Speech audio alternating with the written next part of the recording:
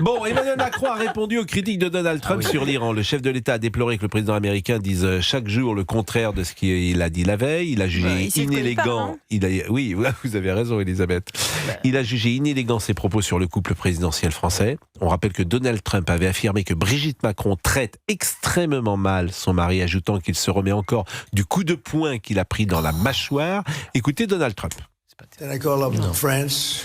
J'ai appelé la France, Macron. Il est maltraité par sa femme. Il est encore en train de récupérer de la droite reçue dans sa mâchoire.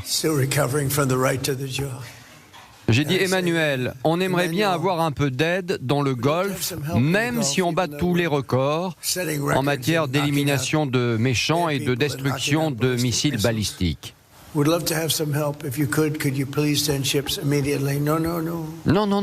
On ne peut pas faire ça, Donald. On pourra le faire une fois la guerre gagnée. Et j'ai dit non, mais j'en ai pas besoin quand la guerre sera gagnée. Beaucoup d'entre eux ont dit nous serons là quand la guerre sera terminée.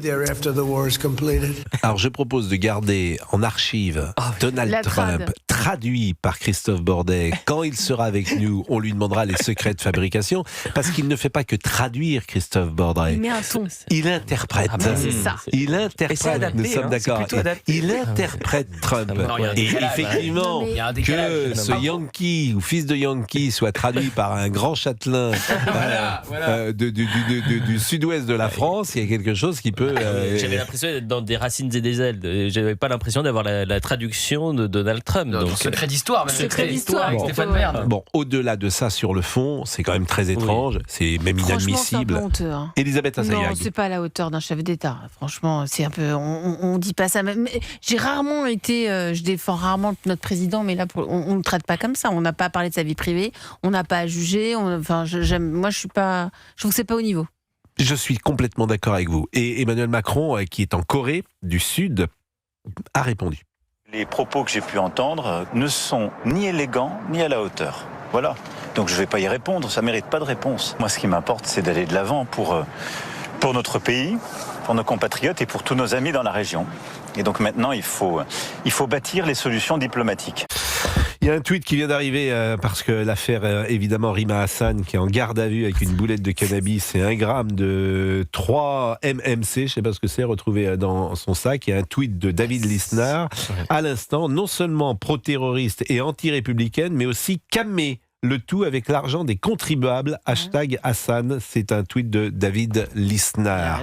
Mais c'est vrai que c'est un sujet, la drogue et la France insoumise. MMC, vous savez ce que c'est? C'est quoi MMC? C'est la substance stimulateur du plaisir sexuel. C'est le chemsex, c'est la drogue du chemsex, visiblement. C'est ça. Mais bon, moi je reste extrêmement prudent pour l'instant. Là on va pas aller sur ce terrain-là, mais 3 MMC retrouvés dans son sac. Selon les informations d'Europe 1, une boulette de cannabis et 1 gramme de 3 MMC ont été retrouvés dans le sac de Rima Hassan, l'eurodéputé LFI, actuellement placé en garde à vue pour apologie du terrorisme. Une procédure incidente a été ouverte pour détention de stupéfiants, je vous le rappelle, lors du placement en garde à vue de Rima Hassan pour apologie du terrorisme. Ce jeudi à Paris, de la drogue de synthèse a été retrouvée dans la sacoche de l'eurodéputé. Une présentation devant un juge, c'est sûr. Ah oui? Ah oui, on peut imaginer un déferment à l'issue de la garde à vue, directement devant un juge d'instruction pour mise en examen. C'est tout à fait possible. Moi, je le dis à chaque fois et ça fait sourire les uns et les autres parce que personne ne me croit. Je n'ai jamais fumé de ma vie. De quoi? Pétard. Jamais fumé de ma vie. Alors, je vous parle même pas de drogue, de cocaïne, de 3 MMC ou de... Jamais essayé. Même comme ça. Je fais aucun parallèle, mais j'ai vérifié le 3 MMC, c'était la drogue retrouvée aussi Pierre Palmade. Dans l'affaire Pierre Palmade.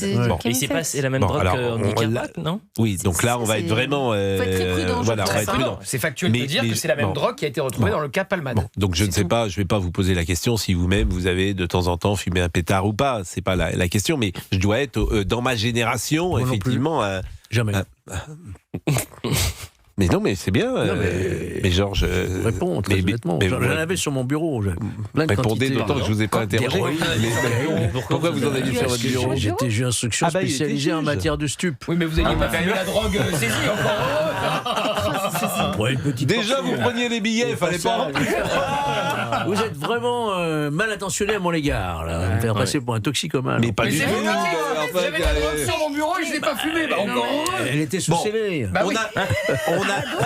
Sinon, on a fait une digression parce qu'on était sur les propos de Donald Trump et la réponse d'Emmanuel Macron. Donc, comme on a fait une digression, je vous propose qu'après la pause, nous réécoutions, parce que c'est très rapide, ce qu'a dit Emmanuel Macron pour que nous puissions réagir. Il a très bien réagi d'ailleurs. Exactement, il a très bien réagi et on est suffisamment dur avec le président Macron pour souligner qu'il y a quelque chose d'inconvenant à parler comme cela. C'est déplacé. Exactement, c'est déplacé. 17h14, restez avec nous, 17h30, on appelle Didier Fontès pour la consultation en direct. Au secours, Didier. C'est le poignet gauche. Oui.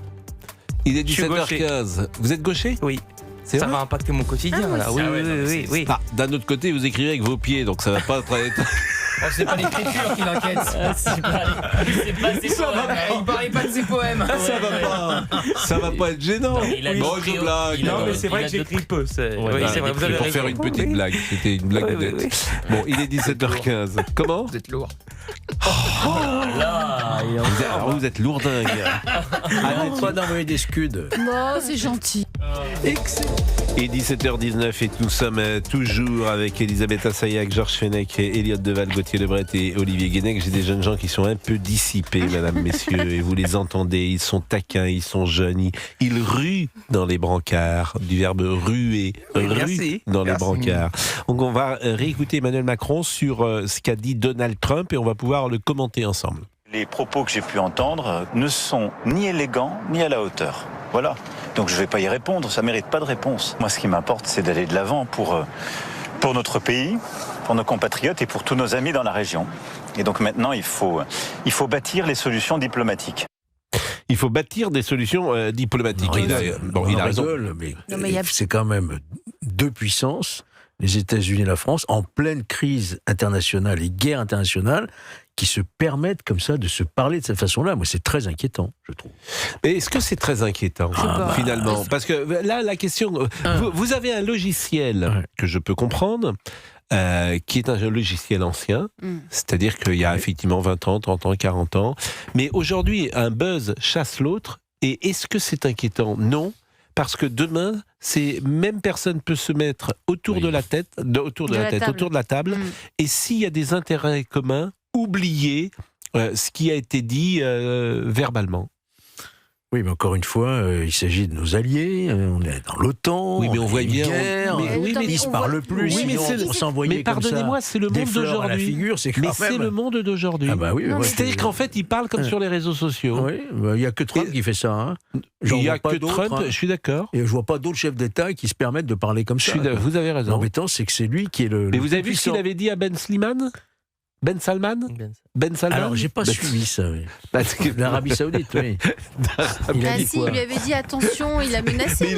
Il l'a menacé, c'est ça ? Mais c'est pas ça, il l'avait traité de. Je vais pas. Oui, je pourrais le dire, il l'avait traité de lèche-cul. C'est ça. Mais c'est toujours Trump, hein. Il n'y en a pas d'autres. C'est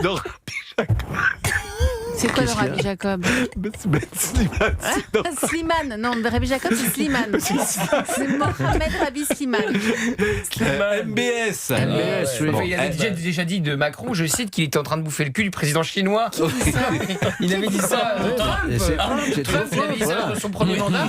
Il avait dit Emmanuel Macron. Oui, tu l'as déjà dit. Voilà, le 1-1 du président chinois. Non, mais c'est plus grave dans cette histoire. Donc vous dites, est-ce que c'est grave ? En fait, on en parle. On n'est pas psychologique. Une offensive en Iran, ça c'est quand même beaucoup plus grave. Quand Emmanuel Macron dit on n'était pas informés, on ne savait pas. Oui. Ça c'est grave. Et elle a raison, Elisabeth Assayag. Ça c'est grave. Et puis ça tourne pas très bien pour les États-Unis quand même cette offensive en Iran. Faut dire les choses. Ça tourne pas très bien pour les États-Unis. Mais c'est plus commun. Moi je partage pas cet avis. Moi non plus. Je partage pas cet avis. C'est-à-dire qu'il y a évidemment. Ils ont tué tout le monde ? Non, mais ils n'ont pas tué tout le monde. Le régime ne tombera pas. Mais ils ont tué tout le monde. Le régime ne tombera pas. Mais vous n'en savez rien, moi non plus. Le régime, mais vous n'en savez rien. Ce sont les gardiens de la révolution. Hier, je faisais une émission très intéressante qui s'appelle L'heure inter. J'entendais les différents points de vue des analystes autour du plateau qui disaient effectivement, numéro 1, le régime ne tombera pas. Numéro 2, ça dure beaucoup plus longtemps que prévu. Au début, il avait dit 4 semaines. On est déjà à 6 semaines. On est déjà à 5. Il en a rajouté 3 hier. Donc, si je compte bien, au final, ça fera 8. Donc, le double du temps. Et ensuite, ça a commence à ressembler à un enlisement, comme ce qui s'est passé en Irak, comme ce qui s'est passé en Afghanistan. Le tout avec évidemment le baril qui explose, les Européens, les Occidentaux, les Américains qui se retrouvent à payer un prix à la pompe qui devient insupportable.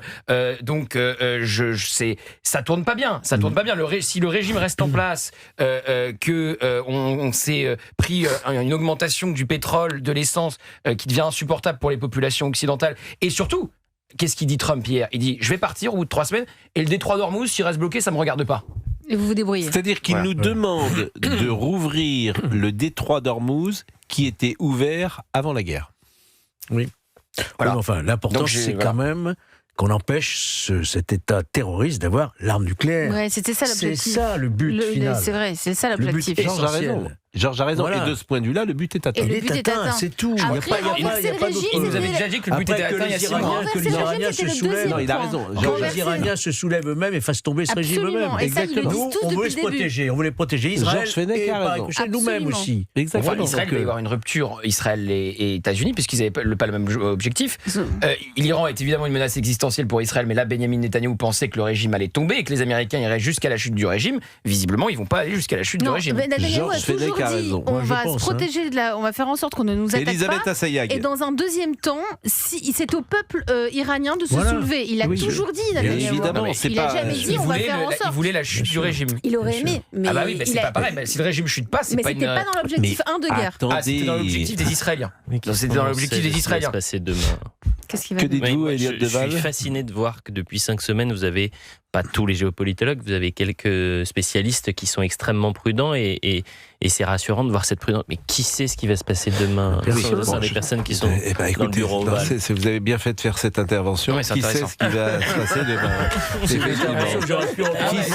fais des vous l'avez dit dans un français qui était correct.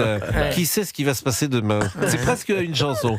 Qui sait ce qui va se passer demain ? J'aimerais le savoir bien. Comment ? Non, c'était intéressant. Bon, il est 17h25. C'était une analyse géopolitique Qui qui était passionnante. Merci. ce qui se passerait demain ? Ah oui, je le vois ça. Quoi ? J'ai expliqué à Gauthier que j'avais été fasciné par son analyse. Non, mais on peut tous dire, mais on ne sait pas ce qui va se passer demain. Je n'avais pas une émission là. Il y a des règlements de compte. On va marquer une pause.